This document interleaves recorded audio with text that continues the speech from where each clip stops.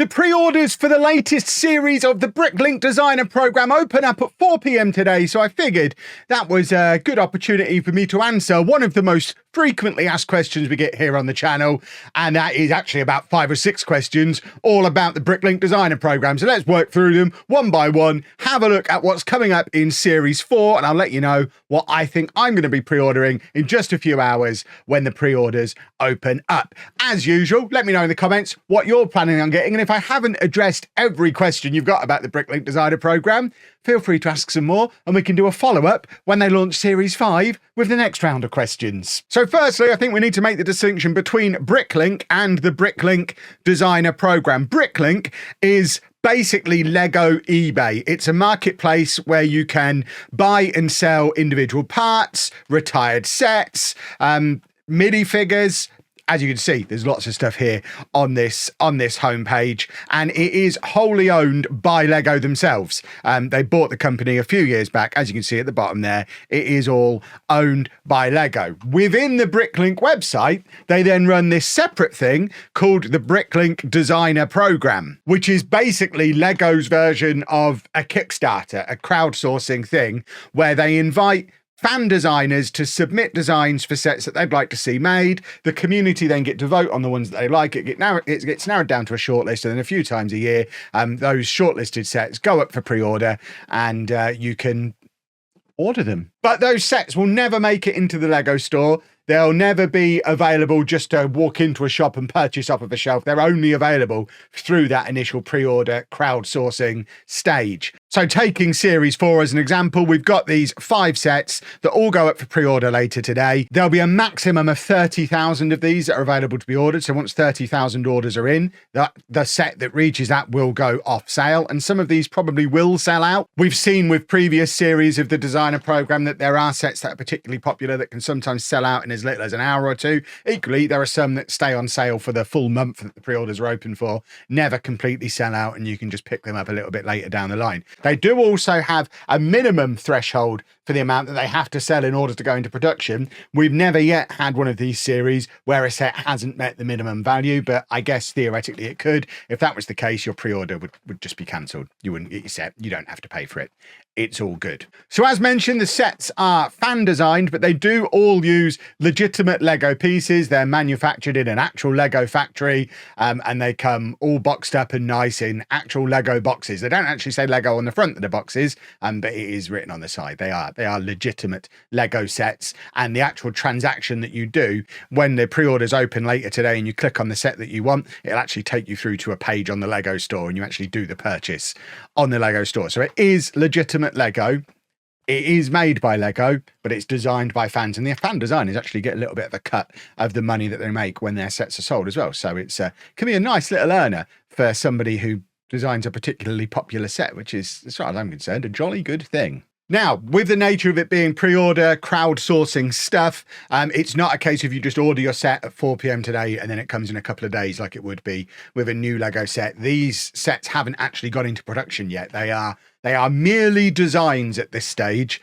So once the pre-order period opens, like I say, it stays open for a month or so. Once that closes, assuming the sets then go through to the production stage, they know how many they have to make, and then they go off and make them, and then they get sent out. So there's usually about a 6-month time lag between you ordering and receiving your set. So if you really like the look of some of these sets and you can't wait, for example, to build the Wild West train, know that even if you order it at 4 p.m. on the dot today, the earliest you can expect to see that is probably August, July, August, September time. It's going to be a little while before your set is received. For example, Series 3, where the pre-order period was back in October, these haven't been received yet. I ordered some of these. I don't have them yet. Series 2, which was back June, July last year when the pre-orders for that opened, they arrived kind of October, November time last year, if I remember rightly. So you've always got that kind of 6-month lag on your purchase. But don't worry, you don't have to pay for it now. You don't pay for it until it's dispatched officially.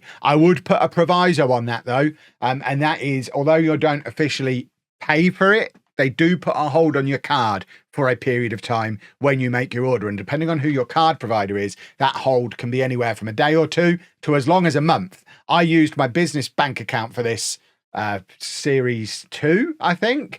and the hold on my card was for a full month. I ordered all 5 of them and got a hold on my card for a month before that money was available for me to spend again. Anna ordered stuff on a personal card on Series 3, and the hold was just for a couple of days. So I think it does vary depending on the type of card used, whether it's a credit or a debit card, whether it's a business or a personal account, what bank it's with. But there will be a period of time where there is a hold put on the amount of money for your transaction. So if you're planning on ordering all 5 of these, know that it's nearly £1,000 and you could potentially be without that for up to a month. And then 6 months down the line, when it's time for you to actually get it dispatched, they'll charge your card properly. But bear that in mind. I don't want anybody to order now thinking, I don't have to pay for it for 6 months, and then find themselves short because they didn't fully understand how the card hold process works. As far as the sets themselves go, you're limited to a maximum of 2 per person to try and reduce people buying loads of them to sell on. Certainly in the earlier days of the Bricklink Designer Program, before we got into this new series system, it was kind of rebranded as Series 1 last year, late the year before. There were rounds of Bricklink Designer Program before that, and those sets now sell for a lot of money. They were limited to just 10,000 sets rather than 30,000, and they sell for like double the money they originally went for at conventions and on eBay for resale and stuff now. But I think with 30,000, they've kind of hit the sweet spot of everyone who wants one manages to get them when they order them, and anyone who's buying them to sell on for a profit kind of can't make a profit. If you were to look back at the Series 2 sets now, which was the last series that actually got dispatched, you can pretty much pick up all 5 of those on eBay right now for less than they originally sold for when they were available for pre-order. So anyone who was buying these to sell them on for a profit probably hasn't been able to realize much of a profit so far. So again, be wary. If your plan is do this to try and make yourself a quick buck because you've seen how expensive some of the older sets go for, maybe look up how much some of these sets go for and choose wisely, and be aware that it's not going to be a quick flip situation anymore because there's going to be so many of these flooding the market. That's not to say, I mean, if you were to buy a really anticipated one, like for example, the Siege encampment, and sit on that for 5 years, you're probably going to make some money on it. You're not going to be taking delivery of it in August and selling it for 400 quid in September though, I suspect. Obviously I could be wrong. I suspect you won't be able to do that though, because I mean, again, looking back at Series 2, the Brick Cross Station was super popular. You can see it sold out. It was super duper popular, and even that you can buy it at conventions for roughly what it sold for originally as part of the designer program. And that was for a mega popular set, one of the best Lego sets that released last year. I love it, but I've got a second one.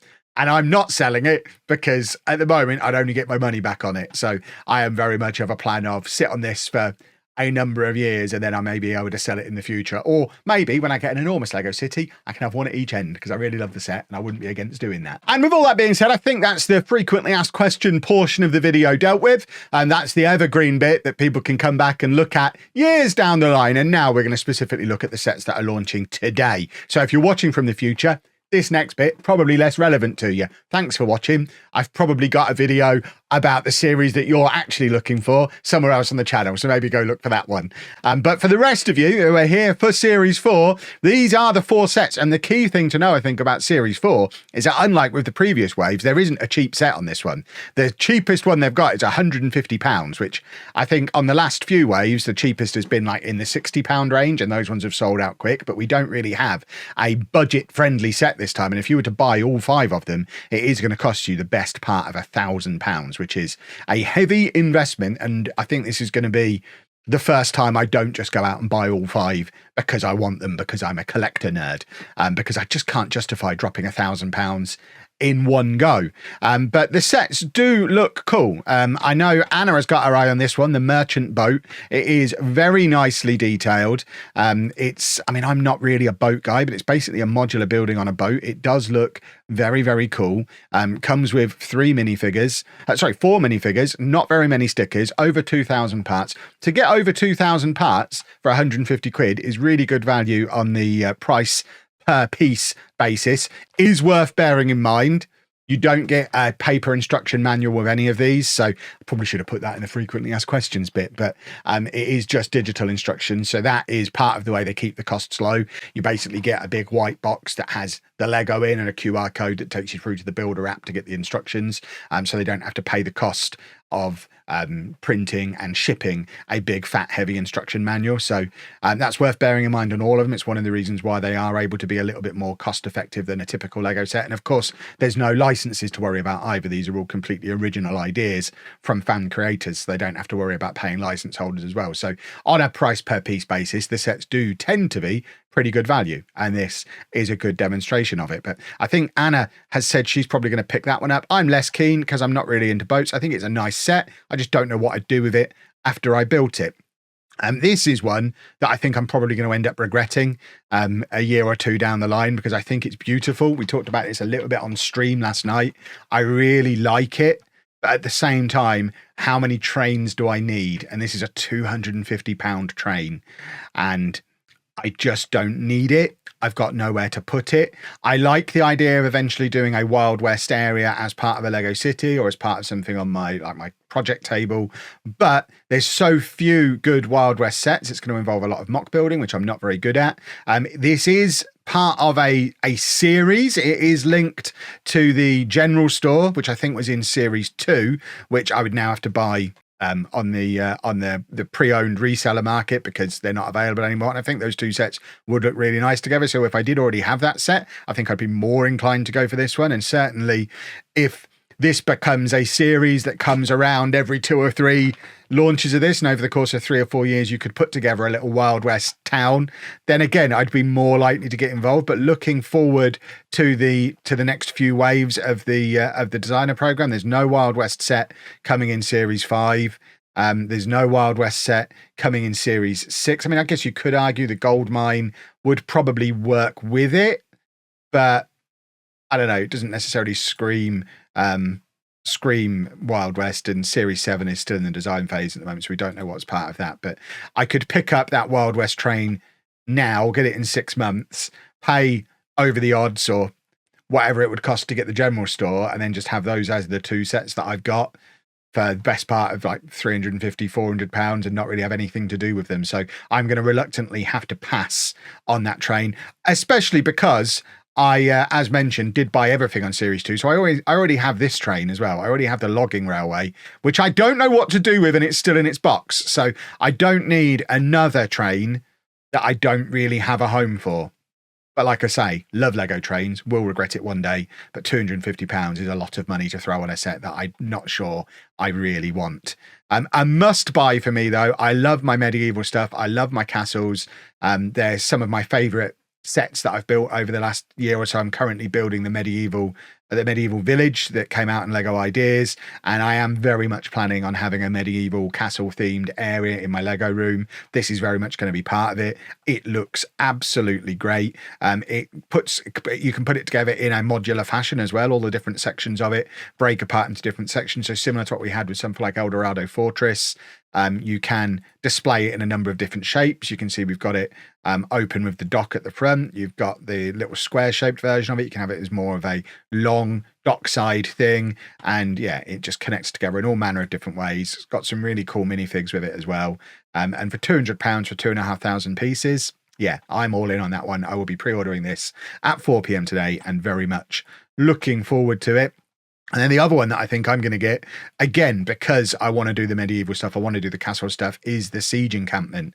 And it then officially starts a clock for me as well, because the siege encampment has been designed specifically to work with other Lego sets. So you can see how it's perfectly to scale and works with the Lion Knight's castle, a set that I really, really, really want. So within 6 months before siege encampment comes, I'm going to have to buy myself a Lion Knight's castle. It's fine. I did miss out on the Mountain Fortress, which is a previous Bricklink Designer one, but again, it's something that I'll probably keep an eye out for as well, because I want my really cool medieval castle area. But this is great. It's got all these different elements to basically put one of my castles under siege. I particularly like the fact that it's got interchangeable flags and colour schemes for the 2 different factions, so you can switch between Black Falcon and Lion Knight. There's an argument to get 2 of these, so both of you factions can have their own siege siege gear. I'm going to try and stop myself from doing that, but the temptation is very much there. I just think it's a great set. Really looking forward to getting that one as well. And then the last one,